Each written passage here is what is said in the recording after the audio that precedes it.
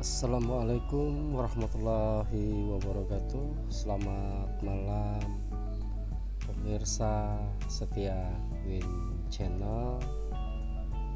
Malam hari ini saya akan berbagi informasi terkait dengan pemerintahan, PNS, ASN dan P3K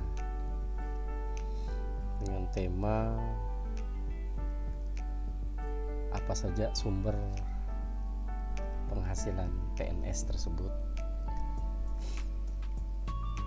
Nah, yang pertama, dari mana asal gaji PNS?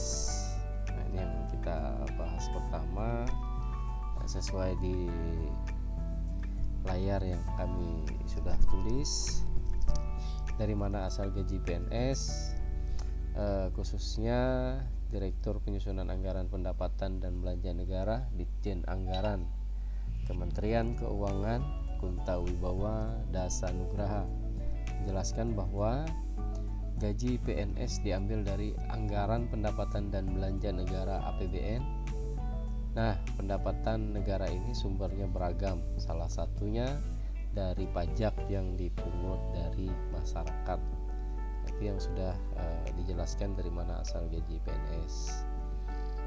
Yang kemudian, gaji PNS dari dana apa?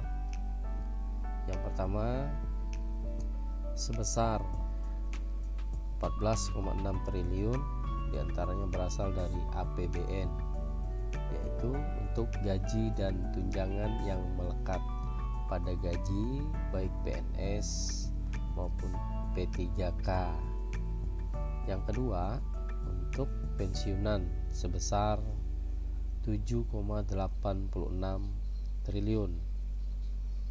Dan yang ketiga, sisanya itu 13,89 triliun berasal dari APBD untuk aparatur sipil negara ASN daerah. Nah, jadi kesemuanya ini tertuang di dalam APBN, dan nanti untuk yang ke daerah-daerah itu ada yang namanya dana DBH, dana bagi hasil, yang nanti ditransfer ke rekening daerah masing-masing. Selanjutnya, apakah gaji PNS kena pajak? Nah, jelas dalam aturan tersebut disebutkan bahwa pegawai negeri sipil PNS bebas dari pengadaan pajak natura atas pajak penghasilan PPH alias tidak dipotong pajak. Tetapi kalau kita mengacu kepada aturan perpajakan, untuk PNS golongan 3 itu 5%, dan PNS yang golongan 4 itu dikenakan sebesar 15%. Itu yang kita ketahui.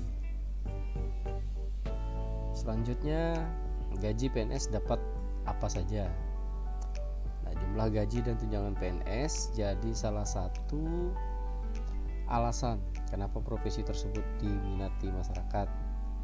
Berikut merupakan 6 tunjangan yang diterima oleh PNS. Jadi ada 6 tunjangan. Yang pertama itu yang jelas itu gaji pokok.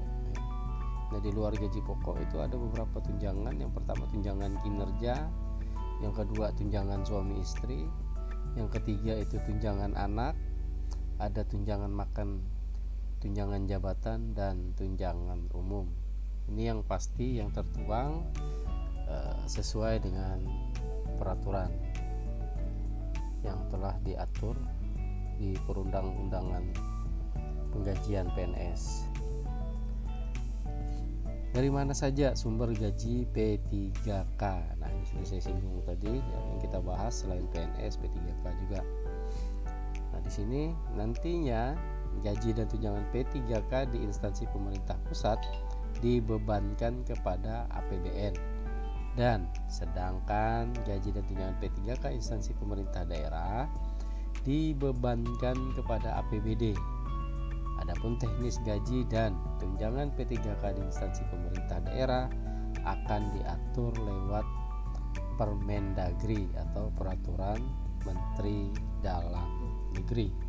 Nanti kalian bisa buka-buka lah, browsing di Google, lihat apa saja sih peraturan yang berkaitan dengan sumber gaji P3K itu.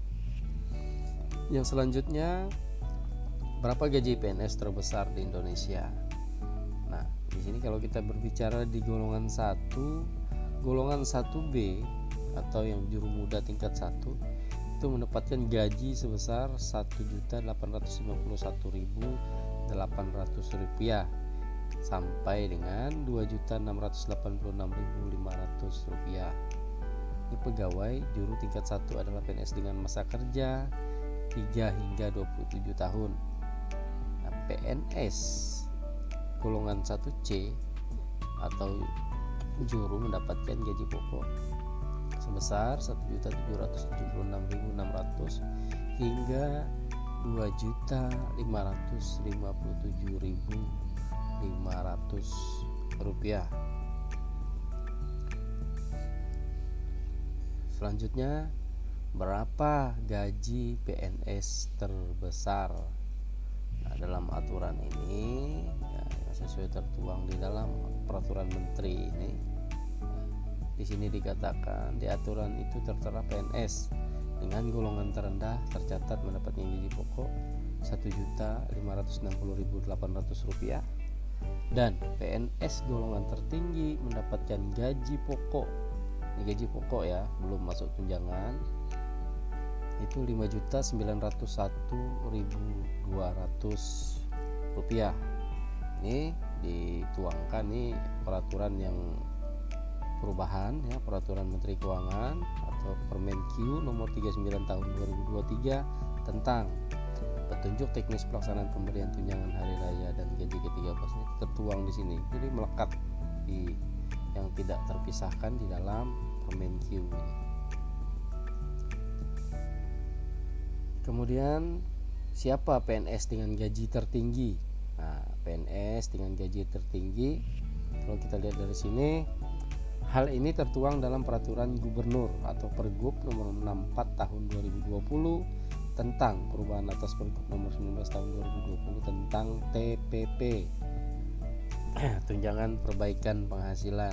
Diketahui bahwa posisi yang mendapatkan TPP terbesar adalah sekretaris daerah atau biasa dikenal dengan sekda, dengan nilai itu bisa mencapai dengan Rp127,71 juta per bulan. Nah, itu beberapa informasi yang bisa berbagi. Nanti selanjutnya apa yang ingin kita bahas, yang ingin kami sampaikan nanti kepada teman-teman setia Win Channel, bisa beri komentar apa yang harus kami sampaikan sesuai dengan peraturan dan perundang-undangan yang berlaku agar kita tidak tersesat dengan informasi-informasi yang sifatnya hoax ya. Jadi saya ucapkan selamat, semoga sehat penonton-penonton setia Win Channel ya, semoga kita diberikan keberkahan ya, dengan informasi-informasi yang benar-benar kita sampaikan. Demikian, selamat malam. Assalamualaikum warahmatullahi wabarakatuh.